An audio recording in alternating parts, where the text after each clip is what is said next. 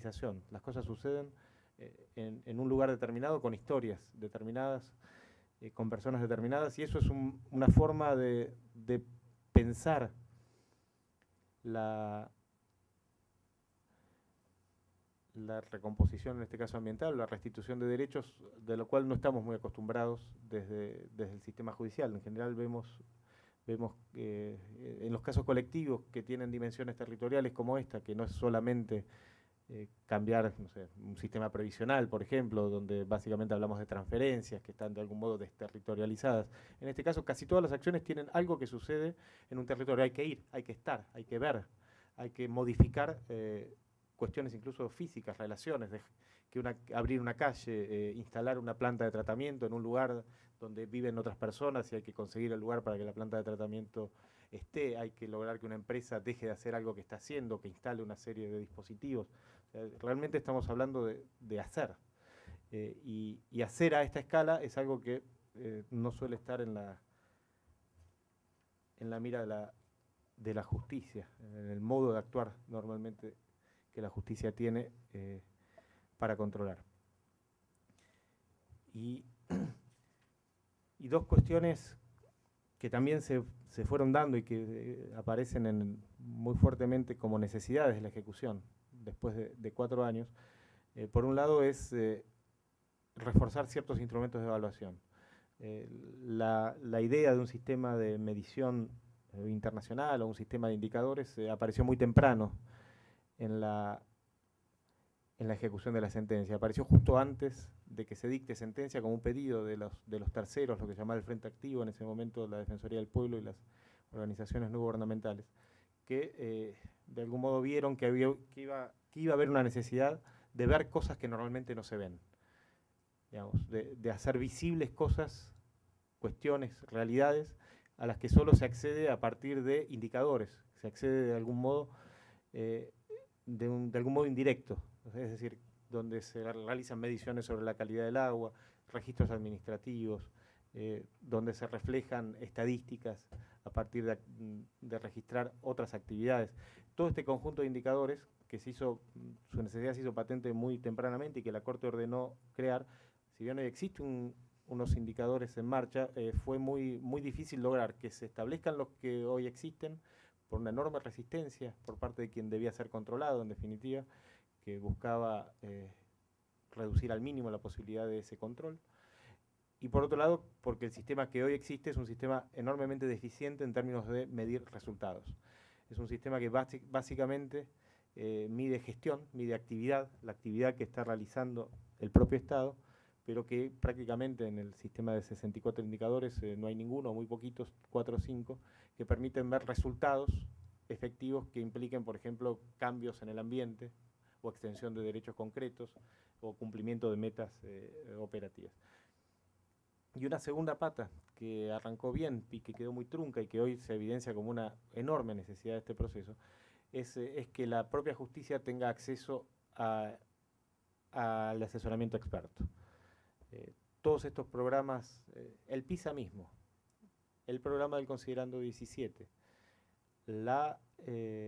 los programas integradores que llevó adelante, que exigió el juez de Quilmes, ninguno de ellos fueron vistos por un perito judicial. Entonces, son decisiones que terminó tomando la justicia en base a, confiando de algún modo plenamente en la discrecionalidad de la administración, confiando además, aunque no en todos los casos, porque hubo casos en los que no sucedió, en la opinión del cuerpo colegiado, a quien se le dio traslado de estos planes, opinión que no es una opinión experta necesariamente por su propia naturaleza, es una opinión ciudadana que puede recurrir, y de hecho recurrió en la medida de lo posible a algún asesoramiento, pero que su naturaleza no es esencialmente una opinión técnica o científica, sino una opinión, como decía, ciudadana. Y en base a eso se tuvieron presentes los planes. Nunca tampoco fueron sometidos a una nueva, a algún tipo de homologación por parte de la justicia que los tornara obligatorios luego de haber pasado por un proceso de diálogo extendido con todas las partes. lo cual creo que viene un poco, está en el corazón de buena parte de las dificultades y de los desafíos que tiene la ejecución de la sentencia en el futuro más cercano. La otra cuestión que apareció muy fuertemente en términos de participación ciudadana es la participación ciudadana en la ejecución de las actividades gubernamentales, que está prácticamente ausente. Realmente la Comisión de Participación Social de ACUMAR, quien debería haber asumido el rol de involucrar tempranamente en todas las acciones a las personas que van a ser los afectados, porque si bien la Corte condenó al Estado Nacional y a la ciudad condenó a estados, buena parte de los que deben cambiar su conducta finalmente son ciudadanos que producen, que viven en la cuenca, que deben en algunos casos relocalizarse por decisión del Estado para poder cumplir con la manda de recomposición. Es decir, que el cumplimiento de la manda tiene una cantidad enorme de personas que deben cambiar su conducta y que van a ser afectados por estos cambios. La participación de todos estos sectores en el marco de la ejecución de las mandas judiciales estuvo enormemente ausente. Como os decía, si bien ACUMAR cuenta por la ley de su creación con una comisión de participación social, esta no ha logrado involucrar tempranamente a los afectados, lo cual ha sido una fuente de conflictos que hoy están patentes, que se vieron en la última audiencia, que han llegado a los organismos de defensa pública, que han asumido en buena parte la defensa de estos casos individuales y colectivos, y que no han encontrado en el mecanismo de ejecución ideado la forma de hacer valer esos derechos fácilmente.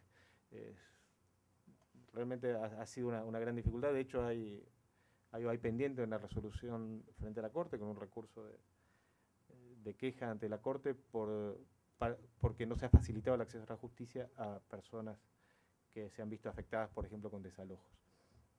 O sea que esa es otra de las cuestiones que probablemente el futuro debamos imaginar para poder resolver. Y voy a tratar de ser rápido porque se nos va a ir el tiempo. El proceso judicial en todo este marco encontró algunas dificultades, algunas deficiencias.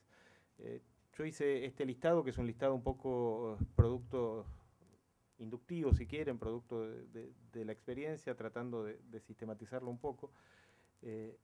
Uno de los grandes problemas que tuvo, no sé si problemas, deficiencias, cosas que se pueden mejorar, cuestiones que podrían hacer funcionar mejor la ejecución de la sentencia, tienen que ver con la previsibilidad de esta ejecución.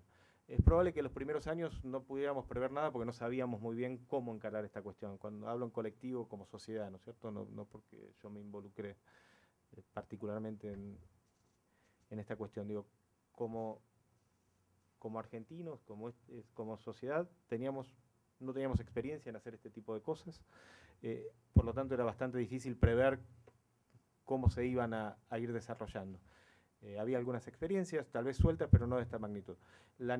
Hoy, habiendo aprendido, tras 4 años de ejecución, más los años que duró el juicio, creo que sí ya es posible exigirle a este sistema de ejecución más previsibilidad, a partir de una agenda judicial de temas y cuestiones. Tenemos que ir marcando el paso de los temas que deben ir tratándose. Y esto es responsabilidad esencialmente de quien dirija la ejecución de la sentencia. Es necesario que esto además sea transparente, que sea un calendario público, que nos permita que le permita a todos los actores ir de algún modo confluyendo en los distintos problemas que se van a ir suscitando y que van a ir siendo puestos sucesivamente en crisis por este fallo que sigue desestabilizando algunas cuestiones. No es que fue una desestabilización y para siempre. Cada vez que en el marco de la ejecución se aborda un tema en particular, un tema que está bloqueado, desbloquear ese tema desestabiliza una situación. Si esto pudiera tener una cierta previsibilidad, muchos actores podrían anticiparse y se podría llegar mejor a esas situaciones,